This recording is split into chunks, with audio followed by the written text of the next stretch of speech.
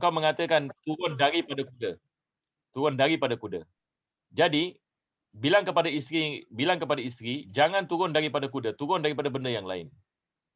Jadi apa dia buat adalah, dia bawa kuda itu pergi pada pokok, maka isteri itu pergi panjat ini ke atas pokok dan turun daripada pokok. Maka dengan itu dia selamat ini daripada ta'liq. Itu sebab ini ulama kita yang ini dia mengatakan, ulama kita mereka mengatakan, berkenaan dengan ta'liq ini kita nak kena berjaga-jaga. Kita nak kena berjaga-jaga. Itu sebab orang yang tak belajar bab nikah ini bahaya. Orang tak belajar bab nikah bahaya. Ada orang yang ini misalan dia tengah marah, misalan dia meletakkan syarat bagi isterinya. Dia mengatakan kepada isterinya, kalau kau pergi rumah jiran itu lagi, kau diceraikan. Misalan.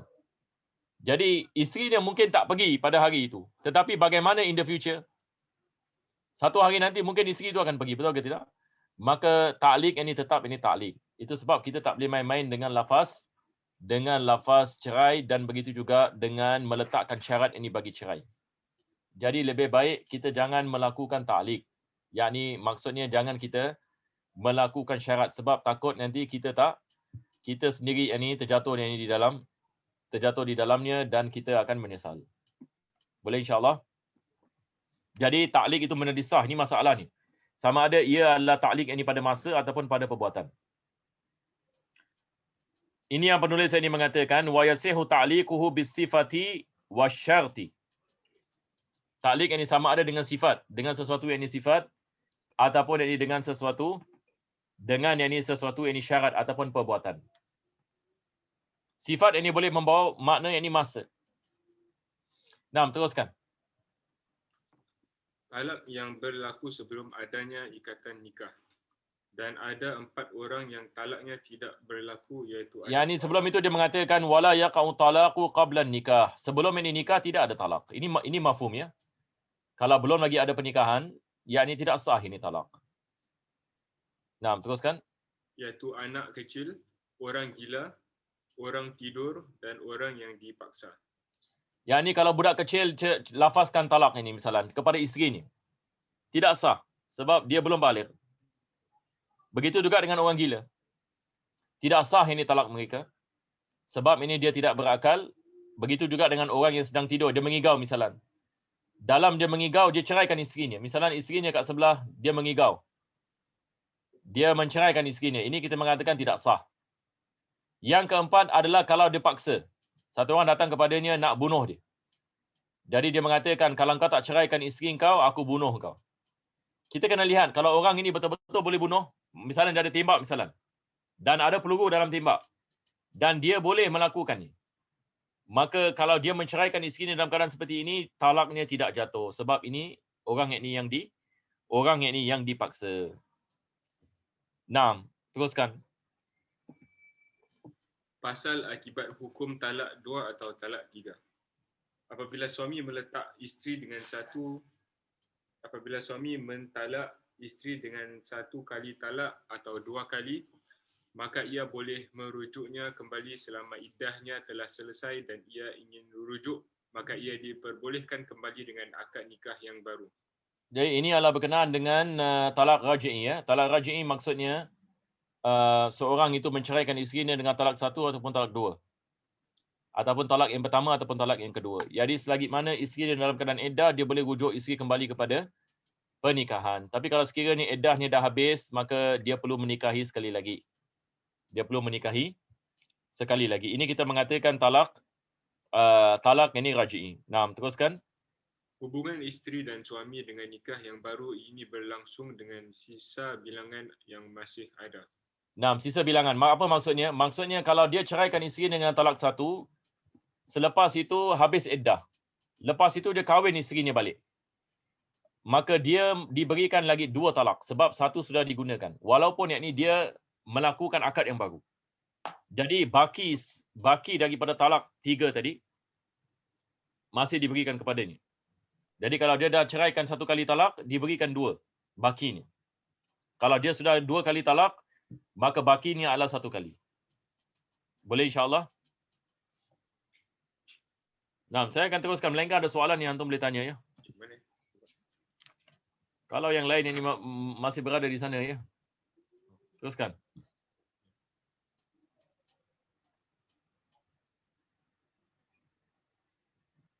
Teruskan.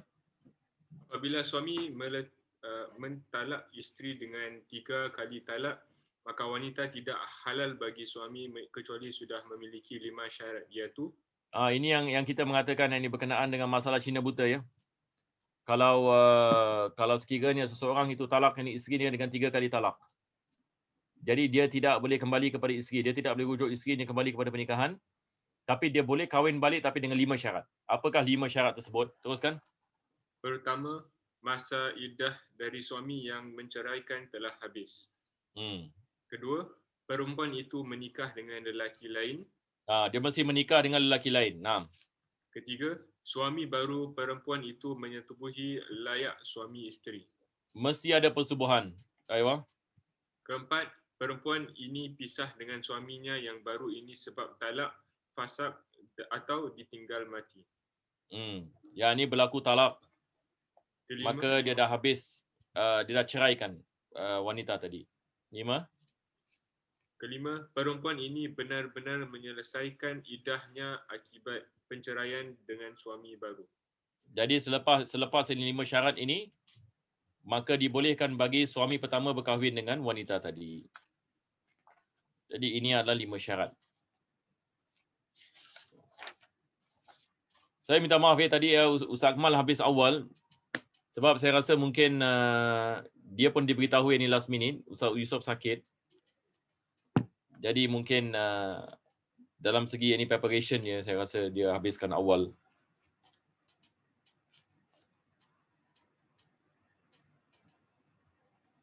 Ada siapa-siapa ada soalan? Ustaz, ada soalan Ustaz. Ya. Kalau suami jatuhkan talak waktu iddah kan. Jadi kirakan tu yang talak yang kedua tu termasuk dikira atau tidak dikira? Misalnya bagaimana? Kalau dia jatuhkan talak, lepas tu kena tunggu waktu iddah. Dalam iddah. Dalam iddah. Jadi maksudnya dia dah ceraikan isteri dahulu, selepas itu isteri dalam iddah. Lepas itu dia ceraikan isterinya. Lagi sekali. Jadi yang kedua tu dikira atau tak dikira? Dikira. Itu dikira talak yang kedua. Walaupun dia menceraikannya dalam iddah. Faham tak?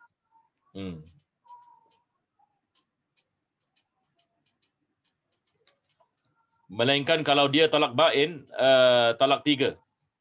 Kalau dia dah ceraikan isterinya dengan talak 3 dan isterinya dalam keadaan iddah, lepas tu dia ceraikan isteri dalam keadaan iddah, ini tak pakai.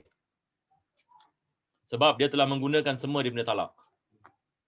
Tapi kalau anda menanyakan berkenaan dengan satu orang menceraikan isterinya dengan talak 1, lepas itu isterinya berada dalam keadaan iddah, lepas tu dia ceraikan isterinya dengan talak 2 dalam iddah, ini dikirakan dia telah menggunakan 2 kali talak.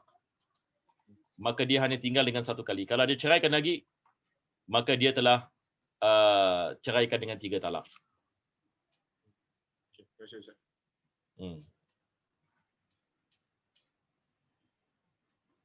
Okey, kalau tak ada apa-apa kita teruskan lagi ya, masih ada masa lagi.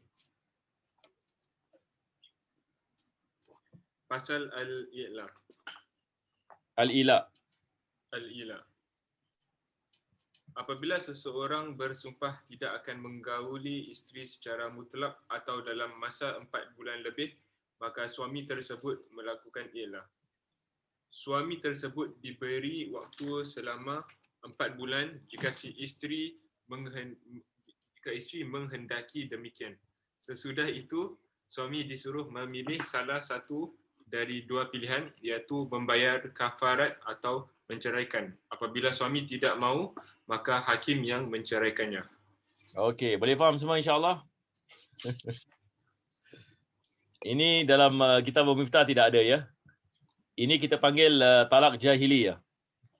Ila, dan namanya adalah ila, wallazina yu'luna min nisa'ihin. Dalam Al-Quran Allah SWT sebut ini tentang perkara ini. Apakah yang dimaksudkan ila? Penulis memulakan dengan mengatakan apabila seorang suami dia bersumpah untuk tidak bersetubuh dengan isterinya. Sama ada dia mengatakan aku tidak akan bersetubuh dengan kau selama-lamanya, ataupun dia menghadkan masa. Dan masa tersebut lebih daripada 4 bulan. Ini termasuk ila. Jadi sama ada suami dia bersumpah untuk tidak bersetubuh. Bersumpah maksudnya dia bersumpah dengan nama Allah ya. Dia mengatakan wallahi ataupun dalam bahasa Melayu demi Allah. Dia mengatakan apa? Aku tidak akan bersetubuh dengan kau selama-lamanya ataupun tidak akan bersetubuh dengan kau selama 5 bulan, 6 bulan, 7 bulan. Ini semua termasuk ilak sebab lebih daripada 4 bulan. Jadi apabila dia bersumpah yang ni sedemikian, maka dia diberikan tempoh selama 4 bulan. Jadi dia diberikan dua pilihan. Sama ada dia nak menebus sumpahannya dan bersatu dengan isterinya, ataupun dia tidak melakukannya, maka dia menceraikan. Kalau dia tidak menceraikannya, maka hakim yang ini boleh menceraikan. Itu yang ini kita mengatakan secara rumusan. Boleh faham insya-Allah? Ada siapa ada soalan?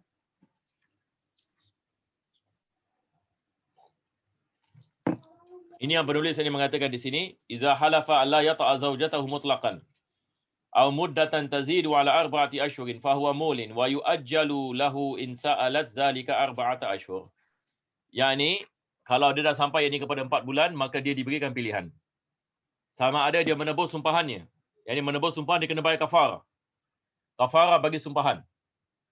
Kalau dia mendatangi isterinya. Kalau tidak, sama ada dia menceraikan ataupun kalau dia mengatakan saya tidak mau menceraikan, hakim boleh menceraikan. Ini adalah daripada pengecualian yang mana hakim memaksa penceraian. Yani suami tak mau menceraikan, hakim menceraikan. Dan jatuh talak. Jatuh yang ini talak, yang ini hakim. Ini adalah pengecualian yang dibagi paksaan. Tadi kita mengatakan orang yang dipaksa, talaknya tidak jatuh. Tetapi ada pengecualian. Pengecualiannya adalah di sini. Masalah ilak. Yang mana hakim menceraikan. Hakim menceraikan. Kalau sekiranya dia tidak mau menceraikan. Maksudnya selepas berlalu 4 bulan. Hakim mengatakan kepadanya, sama ada kau bayar kafarah ataupun kau menceraikan. Dia tak mau bayar kafarah, dia tak mau menceraikan. Maka hakim ini menceraikan. Boleh insya-Allah? Ustaz, Okey. kalau membayar kafarat tu macam mana Ustaz? Membayar kafarah, yakni dia balik ini kepada kafarah yamin. Kita panggil ini kafaratul yamin. Pertama sekali, dia membebaskan seorang hamba. Kalau dia tidak mampu melakukannya, maka dia memberikan 60 orang miskin makanan. Kalau tidak, maka dia puasa 3 hari.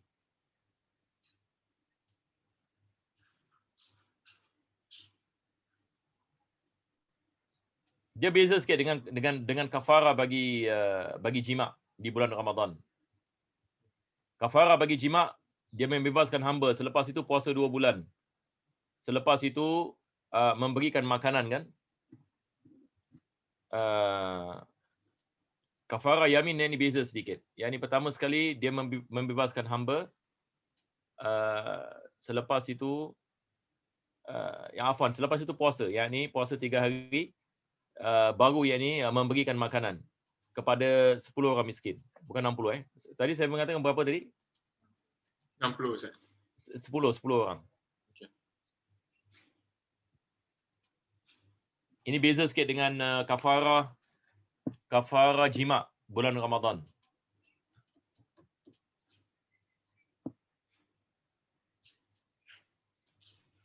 So, puasa 3 hari turut-turut. 3 hari. Turut-turut atau? Ya, betul-betul.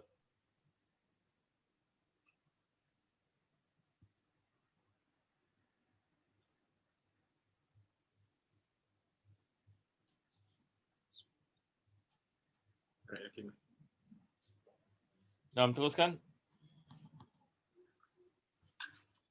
Pasal zihar. Zihar adalah perkataan orang lelaki kepada isterinya, kamu bagiku seperti punggung ibuku. Apabila lelaki berkata demikian kepada isterinya dan tidak diikuti dengan pernyataan talak, maka ia dihukumi hendak kembali kepadanya dan ia diwajibkan membayar kafarah. Nah, seterusnya adalah berkenaan ini dengan nanti afwan saya silap yang tadi berkenaan dengan puasa ini, berkenaan dengan puasa kalau dia tidak mampu kalau dia tidak mampu yang ini memberi makanan. Ini saya silap dalam dia punya turutan. Pertama sekali adalah memberi makan. Antum tulis ini kafaratul yamin, boleh kita tulis. Sebab kadang-kadang saya ni macam selalu yang ni terikat ini dengan kafaratul jima'. Kita tulis ini kafaratul yamin. Pertama sekali memberikan makanan kepada 10 orang miskin.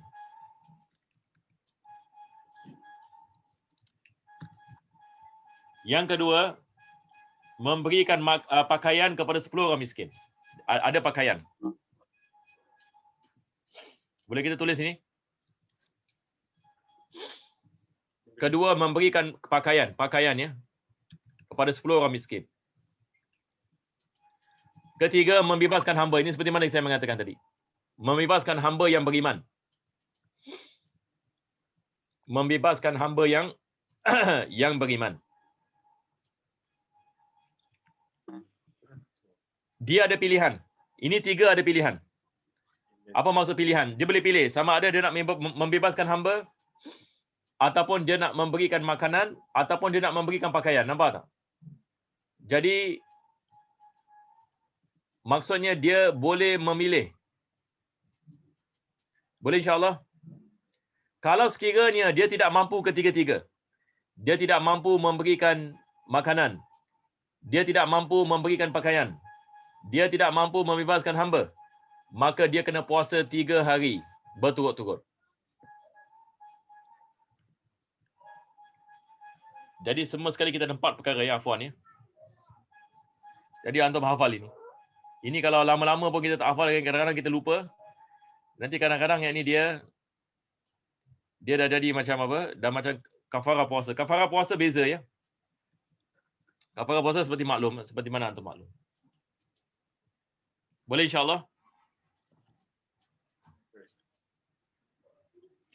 Ini adalah kafarah bagi sumpahan. Apa maksud kafarah sumpahan? Satu orang yang dia sumpah, dia mengatakan, wallahi aku akan melakukan perkara ini, tapi dia tak buat. Ataupun dia mengatakan, demi Allah aku tidak akan melakukan ini, tapi dia buat. Maka dia kena bayar kafarah. Kalau dia sumpah dengan nama Allah SWT. Jadi berkenaan dengan ilak, dia bersumpah untuk dia tidak bersatu dengan isterinya, tapi dia bersatu dengan isterinya. Maka dia kena bayar kafarah.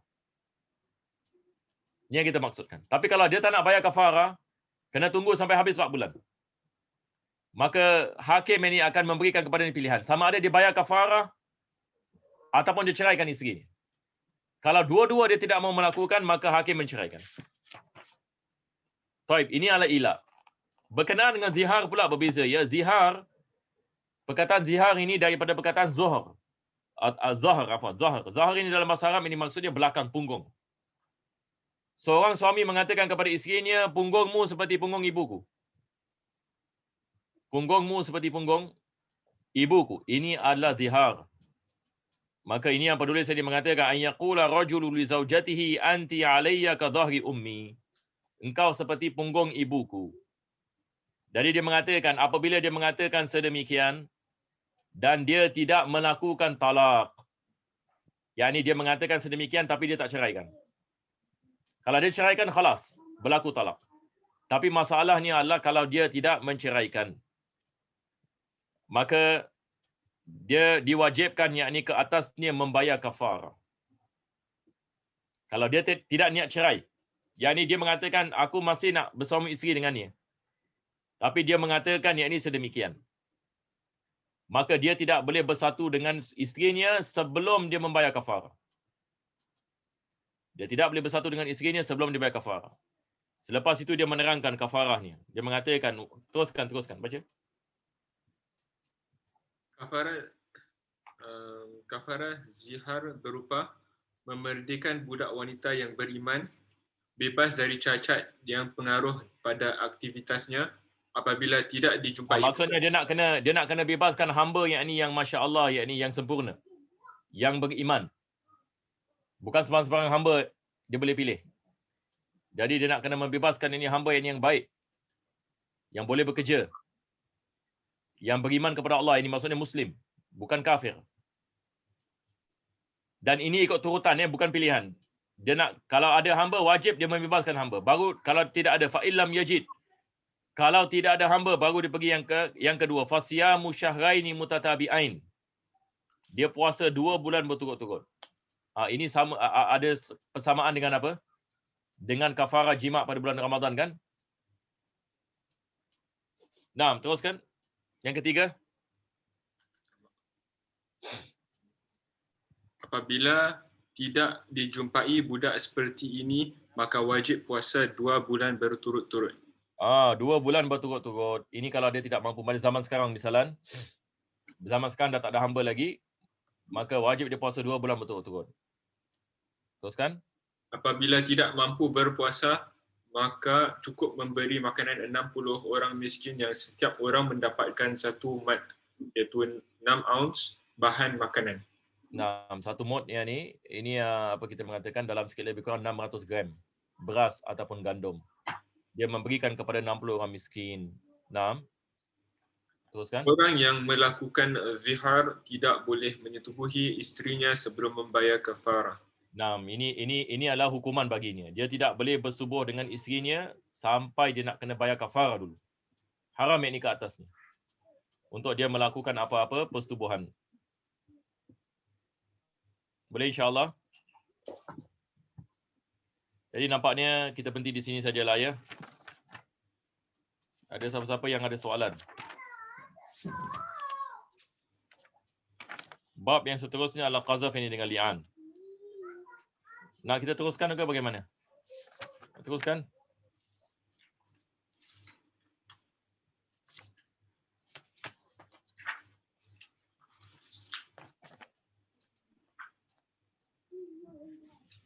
Tak apalah, kita teruskan. Ada masa lagi. Baca. Ini kafarah bagi tadi antum tunggu lama. Baik, teruskan. Pasal menuduh isteri berselingkuh. Apabila si lelaki iaitu suami menuduh isterinya melakukan zina, maka si lelaki itu wajib dihukum qadzaf, kecuali jika ia dapat menghadirkan saksi atau melakukan li'an dengan memberikan pernyataan di depan hakim di atas mimbar masjid jami' yang dihadiri orang banyak. Ini adalah berkenaan dengan li'an. Masalah yang dikenali sebagai li'an. Li'an ini apa? Seorang suami yang misalan dia menuduh isterinya melakukan zina. Dia menuduh isterinya melakukan zina. Kalau sekiranya dia tidak mendatangkan saksi, dan saksi bagi zina ini 4 orang saksi, melihat ini kepada persetubuhan. Kalau sekiranya dia tidak mendatangkan saksi, maka dikenakan ke atasnya hukuman qazaf. Qazaf ini adalah hukuman yang mana seseorang itu menuduh orang lain melakukan zina. Dan dia adalah 80 kali sebat.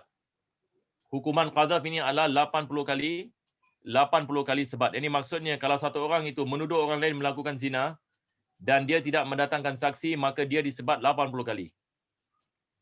Tapi kalau sekiranya dia mengatakan saya akan melakukan sumpah. Ini beza sikit. Disebabkan dia suami.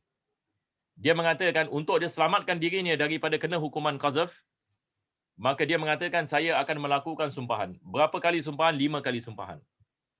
Ini yang kita maksudkan dengan li'an. Yakni dia bersumpah dengan mengatakan, saya bersumpah dengan nama Allah Subhanahu Wa Taala bahwasanya isteri saya Fulana binti Fulan telah melakukan zina. Jadi dia melakukan sumpah ini 4 kali. Dan dia mengatakan laknat Allah ke atas saya kalau dia menipu. Kalau saya menipu. Ini adalah sumpahan, kita mengatakan sumpahan li'an. Jadi sumpahan li'an ini berapa kali ya jemaah? 5 kali. Lepas itu isterinya pun nak kena sumpah. Saya bersumpah dengan nama Allah Subhanahu Taala apa yang dituduhi oleh suami saya tak benar. Dia sumpah yang ini 4 kali. Dan laknat Allah ke atas saya, na'udzubillah min zalik. Laknat Allah ke atas saya kalau sekiranya dia benar. Dan saya menipu. Jadi misalnya adalah begitu. Jadi di sini penulis ini dia mengatakan, melainkan kalau dia mendatangkan bayinah. Yang ini maksudnya dia mendatangkan bukti ataupun dia melakukan sumpahan li'an. Fayaqulu indal hakim fil jami' 'alal minbar. dan dia mengatakan kepada hakim, dan zaman dahulu biasa dilakukan dalam masjid jami'. Tapi ini hanya disunatkan saja, tidak diwajibkan. Zaman sekarang semua dilakukan di mahkamah ya. Dah tak ada lagi orang melakukan court case yang ni dekat masjid ada tak? Pernah tak kita pergi masjid yang ni sedang berlaku yang ni satu sidang court case? Tak pernah. Dulu yang ni mereka melakukan di jami' macam masjid sultan gitu. Zaman sekarang yang ni semua yang ni dekat court. Fi jama'ati minan nas. Yang ni dia hadapan yang ni orang ramai. Jadi ini adalah perkara yang besar ya. Jadi biasa orang tak akan sembarang-sembarang melakukan perkara seperti ini sebab dia akan menyebabkan malu. Betul tak? Satu orang nak menuduh ini isterinya melakukan zina. Ini dia mengatakan asyhadu billahi innani laminas sadiqin fima ramaitu bihi zaujati fulanatan minaz zina. Ini adalah apa yang disebutkan selama 4 kali. Dia bersumpah dengan nama Allah SWT bahawasanya saya adalah benar atas apa yang saya menuduh isteri saya yang melakukan zina. Nampak tak? Wa anna hadzal walad minaz zina wa laysa minni. Kalau dia ada anak misalan, dia mengatakan anak ini adalah daripada anak zina dan bukan anak saya. Dia mengatakan 4 marat 4 kali. Wa yaqulu fil marratil khamisah. Dan dia mengatakan pada kali yang kelima ba'da an ya'idahul hakim. Maka hakim menasihatkan kepadanya. Kali yang kelima engkau akan sumpah dengan nama Allah SWT dan laknat Allah akan bersama orang yang menipu. Maka dia mengatakan wa alayya la'natullahi in kuntu minal kadhibin. Dan ke atasku laknat Allah kalau aku di kalangan orang yang menipu. Boleh insya-Allah? Antum baca lagi sekali daripada awal. Apabila si lelaki iaitu suami menuduh isterinya melakukan zina, maka si lelaki itu wajib dihukum qadzaf. Kecuali jika ia dapat menghadirkan saksi atau melakukan li'an dengan memberikan pernyataan di depan hakim di atas mimbar masjid jami' yang dihadiri orang banyak. Jadi ini kita faham. Sama ada dia mendatangkan saksi ataupun dia melakukan li'an. Dia sumpah li'an. Teruskan.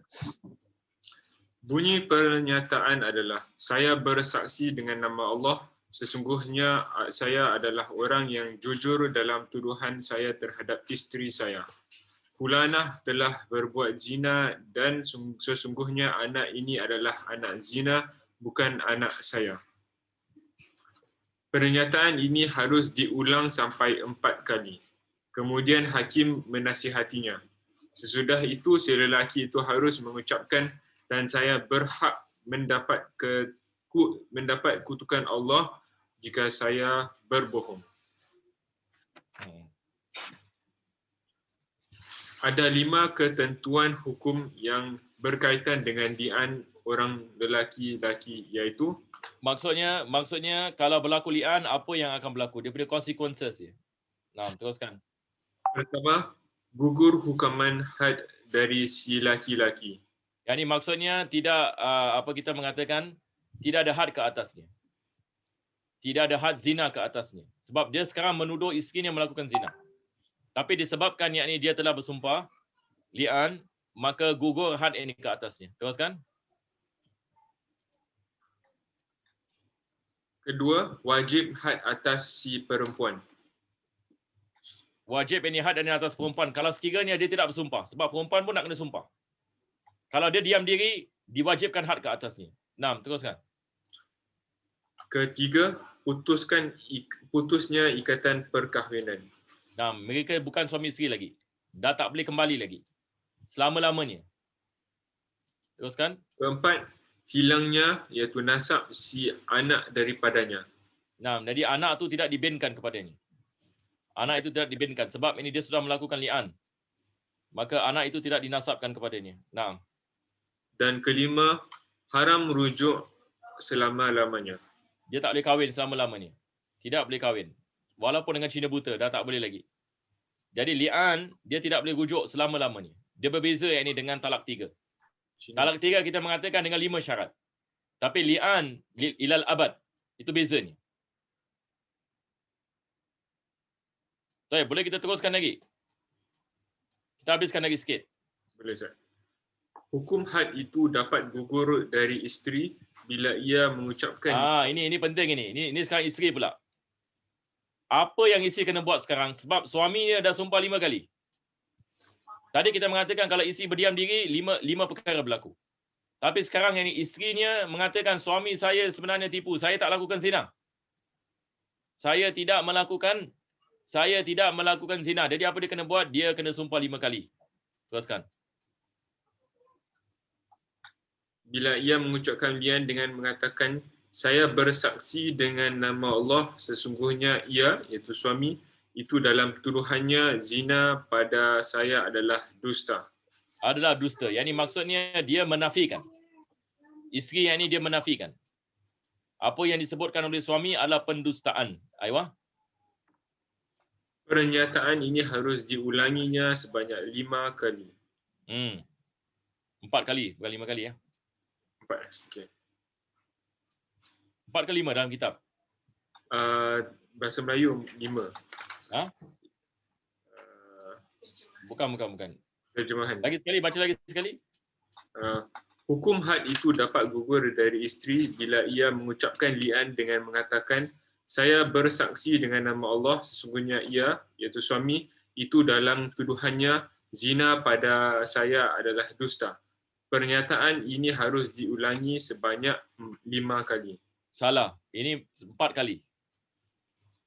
Ini 4 Baik, teruskan. Si isteri setelah dinasihati, hakim harus menyatakan kalimat, saya berhak mendapat kutukan Allah jika ia, iaitu suami, benar dalam tuduhannya.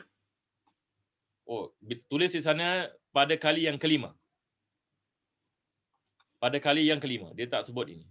Di akhir ayat, Ustaz. Ya. Apa maksudnya? Yakni sekarang suami dah sumpah 5 kali. Hakim akan tanya isteri, bagaimana isteri nak sumpah ke tidak? Kalau isteri tak sumpah, isteri kena had zina. Tapi dia sumpah, misalnya dia sumpah dengan mengatakan saya bersaksi bahawasanya apa yang suami saya tuduh saya itu adalah daripada pendustaan dengan nama Allah SWT. Berapa kali? 4 kali. Kali yang kelima dia mengatakan wa alayya radabullah. Ini yang akhir sekali. Wa alayya radabullah in kana minas sadiqin. Ini adalah maratul khamisah. Ini yang tidak diterjemahkan. Pada kali yang kelima dia mengatakan dan murka Allah ke atas saya kalau dia daripada orang yang benar. Kalau suami saya daripada orang yang benar dalam tuduhannya. Nampak tak? Jadi kalau sekiranya dia melakukan sumpahan ini, dia terselamat daripada hukuman had. Dia terselamat daripada hukuman had. Wallahu alam, ini bisawab. Jadi dengan itu insya-Allah kita berhenti di sini.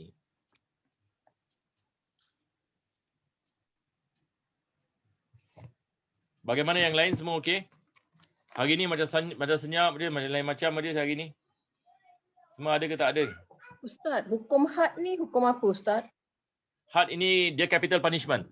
Capital punishment. Okay. Capital punishment yang ini maksudnya dia adalah hukuman yang telah ditentukan.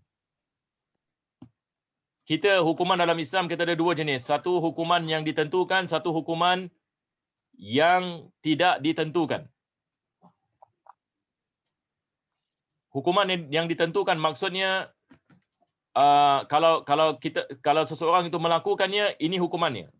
Yakni dia ditentukan, misalnya dalam Quran ataupun dalam sunnah. Tapi ada jenis ini hukuman dia tidak ditentukan, dia lihat kepada keadaan. Seperti qisas.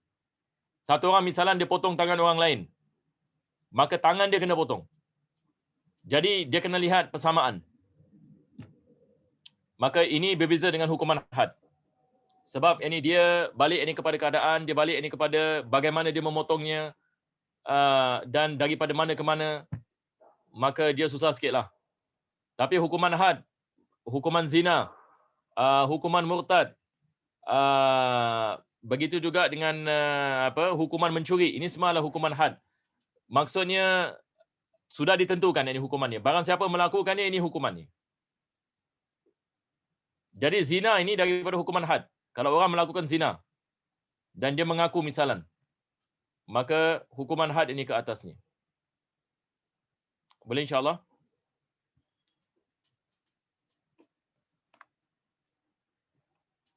Kalau tidak ada apa-apa, insya-Allah kita berhenti di sini.